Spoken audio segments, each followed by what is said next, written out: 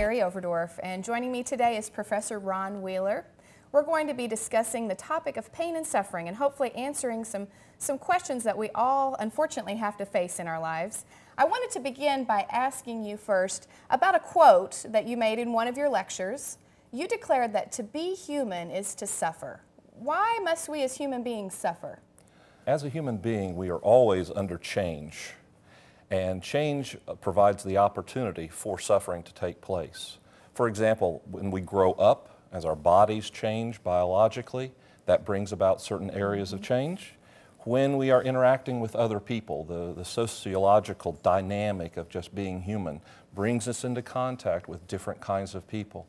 And even psychologically, the way that we think about the world, the way that we experience our lives, bring about a chance of change. As human beings, can we really become familiar with the idea of suffering? Yes, I think so, because familiarity grows out of experience. And if we think of experience on a very fundamental level, most of us start off life as I want. In a very simple way, I want something to eat, or I want something to drink. Now this progresses to ambition, and it can also progress then to intimacy. Ambition, I want that job. Intimacy, I want that mate. And so those two areas, especially when they come in conflict with other people's desire, brings about suffering. As far as physical pain and suffering, in hospitals and care facilities, they use a scale of pain with the happy and sad frowns on it, the Wong-Baker scale of pain. And I know that you have a perception of what somebody goes through as they kind of take a ride on that scale of pain. Can you explain a little bit about those perceptions? What is the difference really between a 9 and a 10 on a scale of pain? I had never thought too much about that or thought about how I would distinguish it. But when I went into the hospital with a bad appendix, and then when the appendix burst, I had a whole new revelation. Number 9 is you think you're going to die, where number 10 is you think you're not going to die.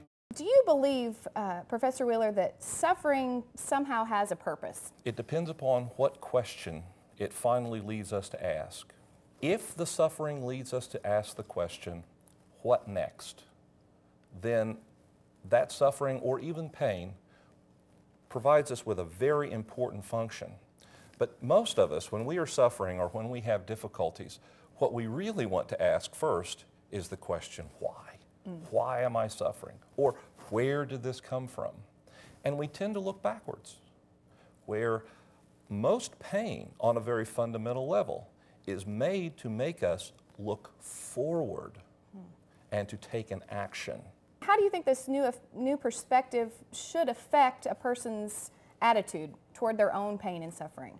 If we live with the why question only, of course sometimes you need to know why before you can take action, but we don't always get that answer of why, especially in terms of emotional pain.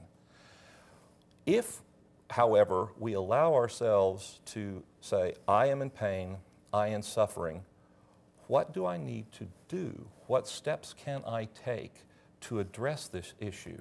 How can we effectively help somebody near to us, a friend, a family member, who is experiencing a high level of suffering and pain? Most of us feel very uncomfortable when we have someone close to us or even acquaintance that is suffering. First of all, we don't know what to say. Next, we don't know what to do. I've been helped probably most with a book called Where is God When It Hurts? It's by Philip Yancey. Yancey talks about 4 frontiers of managing suffering. These frontiers are fear, helplessness, meaning, and hope.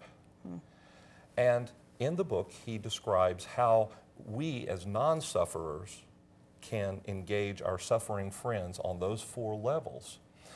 But to sum it up in short, I think presence, being with someone, showing up, helps protect those who suffer from one of the most excruciating parts of suffering, and that's isolation. The feeling that we are really all alone. And with that development of rapport, we don't have to, as a non-sufferer, answer the suffering questions. But being with someone who is suffering is very helpful. Let's discuss a little bit more about just the global idea of suffering. Would you agree with me that sometimes it seems as though suffering is just, and sometimes it seems it just comes out of nowhere and seems to have no, it's just very unjust? Yes, I think we can consider the problem of pain into two distinct categories. We live in a cause and effect universe. Certain actions bring about certain results. Right. Cause, effect. If I am irresponsible, if I drink and drive and I crash my car, we might say that whatever suffering happens to me is just suffering. However, because we live in a world where people have independent choices from one another, often unjust suffering does take place. If I drink and drive and I run into a car that has a family and I do bodily harm to that family, that's unjust for them to suffer. Could you share a bit about the part that suffering has played and pain has played maybe in your own life? Well, on a personal level, my father fell downstairs when I was a young adult, and he was in a nursing home for 12 years. And watching his suffering was very instructive to me, and also in some senses very painful. My wife's health is also a point of challenge for me individually, because certain aspects of her debilitation are simply in the gene pool, as we might say. They were not her control. She did not do anything to deserve what she suffers physiologically. Sometimes I get frustrated with conditions of organizations that I have worked with. I volunteer quite a bit in certain organizations, and watching people jockey for position, that can be something of a source of frustration and even anger and then suffering for me. So I don't speak as someone who is separated from the topic, but then I'm convinced that no one is ever separated from pain and suffering.